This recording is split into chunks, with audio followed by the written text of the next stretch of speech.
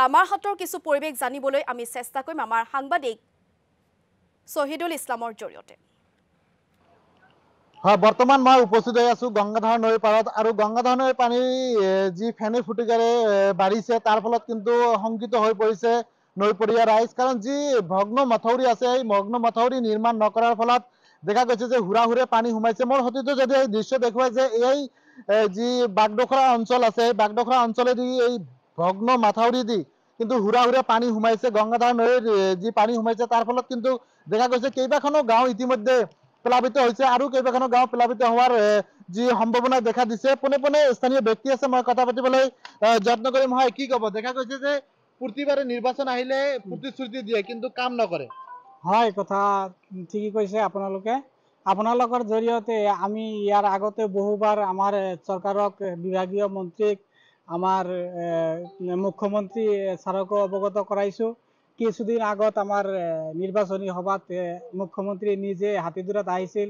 তাতে নিজে প্ৰতিশ্ৰুতি দি গৈছিল যে এই এলেকাত মানে তামাৰহাট আৰু কামাৰডাঙ্গা জিবিৰ ভিতৰত যদি কিবা উন্নয়নমূলক কাম হয়, 1 নম্বৰত আমাৰ বাগডোগৰা যিটো গৰাখহনীয়া হৈছে সেইটোৰ স্থায়ী সমাধান হ'ব বুলি কৈ গৈছিল। পিছত আমাৰ বিভাগীয় মন্ত্ৰী পীযুষ হাজৰিকা ডাঙৰীয়া নিজে আহিছিল, নিজে চাই গৈ কথা দি গৈছিল যে কাম নহ'ল, যোৱা নৱেম্বৰ ডিচেম্বৰত স্থায়ী সমাধান কৰি দিব। কিন্তু আমি দেখা পালো যে তামাৰহাটত জিঅ' বেগৰ কাম হ'ল কিন্তু আমাৰ ইয়াতে কাম নহ'ল।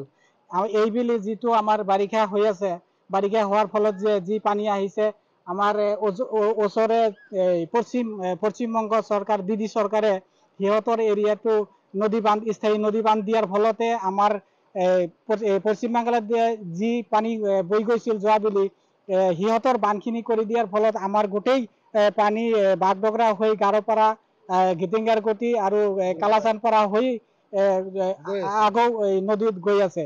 গতিকে আমি আমাৰ ডবল ইঞ্জিন থকা চৰকাৰক ইয়াৰ আগতে বহুবাৰ আহ্বান কৰিছিলো, কিন্তু সিহঁতে আমাৰ চৰকাৰে যিটো আমালোকৰ ভোট লৈ আমালোকৰ জীৱনক লৈ যিহেতু হেতালি খেলি আছে, আমি এতিয়া মানে কি কম, আমাৰ মানে কোৱাৰ ভগ্ন মাথাউৰি যে আছিল নিৰ্মাণ কৰাৰ বাবে কিন্তু বাৰে বাৰে আবেদন জনা হৈছিল, কৰা নাই। তাৰ ফলত আজি আপোনালোকে দুৰ্ভোগ ভুগিব লগা হৈছে।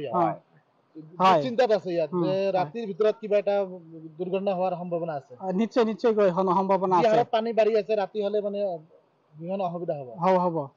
গতিকে আমি বিভাগীয় মন্ত্ৰীক এইটোৱে ক'ব বিচাৰো, আপুনি নিজে এতিয়া আমাৰ ইয়াতে আহি চাই যাওক যে আমাৰ পৰিস্থিতি খিনি কেনেকুৱা। আপুনিতো কথা দিছিল যে যোৱা নৱেম্বৰ ডিচেম্বৰত কামখিনি কৰি দিব, কিন্তু কৰি নিদিয়াৰ ফলত আমাৰ ইয়াৰ মানে 3-4টা গাঁৱৰ ৰাইজে এতিয়া কেনেকৈ থাকিব, কি কৰিব, সেইটো আপুনি নিজে আহি চাই যাওক। এইটো আহ্বান থাকিল। আৰু ইয়াত তামাৰহাটৰ পৰিৱেশ আমি আপোনালোকক দেখুৱাইছো। বছৰৰ দ্বিতীয়টো বানৰ কবলত এতিয়া ৰাজ্যৰ বিভিন্ন প্ৰান্ত আৰু তাত ভগ্ন মথাউৰিয়ে যিটো পানী সোমাইছে আৰু যাৰ বাবে ন অঞ্চল এতিয়া প্লাবিত হৈছে।